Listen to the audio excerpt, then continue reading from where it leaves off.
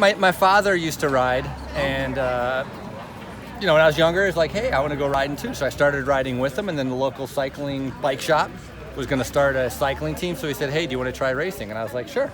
So I started racing, and I wasn't very good.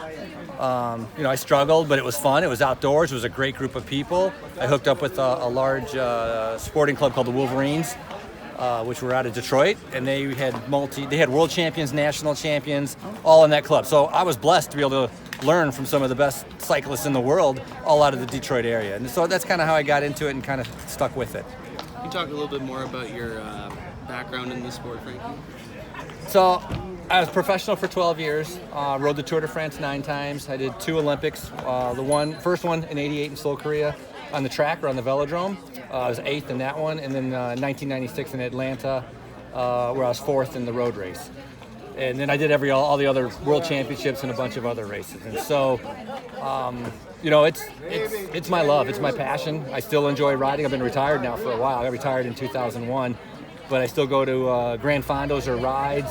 I still ride all the time because I think it's a great sport. It's important to keep healthy, that way I can eat donuts when I need to, it's being part of an active lifestyle. And also, I think in a lot of areas, a lot of bike paths and greenways are popping up, and there's different ways of modes of transportation that are becoming more popular. And it's important that we explore those, and cycling, I think, is a great one to do. Can you speak to why it's becoming more popular? It seems like more and more people are cycling these days, both recreational and competitively. No, I agree. I used, 15 years ago, I'd go when I was training or go out and ride. I would barely see anybody on the roads that I would ride on.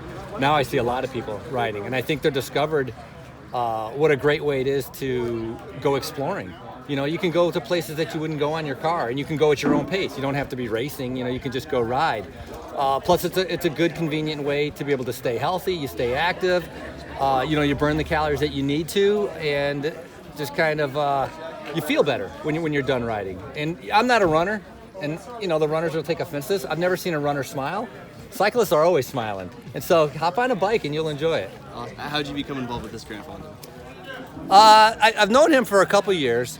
And he asked me last year to be able to come out and ride. And so I couldn't make it last year because I have a conflict. And I can't make it this year either because I'm commentating at Tour of Utah, which is the big UCI race. And so I do announcing and commentary for the internet, for TV, for all a bunch of different cycling races. So this is the last. They have this training series leading up to the Granfondo every Wednesday. And it brings out riders, beginners to advanced, and they learn from each other. And it just kind of grows that sport of cycling. He asked me to be able to come out here and speak with them and be able to do a ride. So I'm excited. It's gonna be fun, as long as it's not raining. Yeah.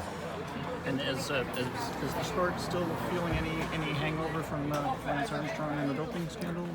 Yeah, for sure. I think the sport will always, at least for a while longer, is going to feel a hangover from Lance Armstrong and everything that era did. It's definitely gotten better. There's still riders that were racing when Lance raced, that are still racing. And so, maybe another 5 years, like all that old school will be gone. I'm not saying that they have that same mentality because the press, the media, the fans, the managers, riders, nobody wants to put up with that. They don't. So the sport has changed a lot. And it's growing in the U.S. Criterium racing, the fast, dynamic races in downtown city areas, great amount of spectators, a ton of riders racing it, and it's fun to watch and see. That's all the questions I have. And you got some great Canadian, Michael Woods. Fantastic rider. Is that right? Oh, yeah. Fantastic rider. Just rode the Giro d'Italia. He didn't do the Tour de France, but he's racing Tour of Utah and then going to Tour of Spain.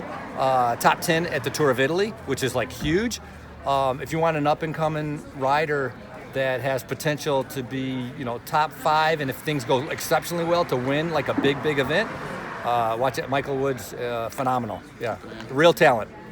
I guess they've got 900 riders for tomorrow. Where does that stack up in the world of Granfondos? Is it That's good. Yeah, because just to get 1,000 people to come and do anything is pretty remarkable. But to get 1,000 cyclists, it's fantastic. So no, it stacks up very well. A lot of other Granfondos I go do might be 400, 500.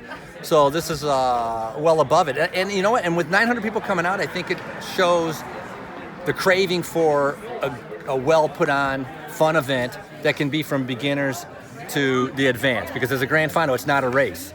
You can ride at your own pace. You stop at the SAGs. You get your food and your water. You take your time. It's socializing. You're enjoying each other. You're enjoying each other's company. The guys who want to race, they can go off the front and go as hard as they want, and then the other guys can take their time. And so it's kind of a good mix.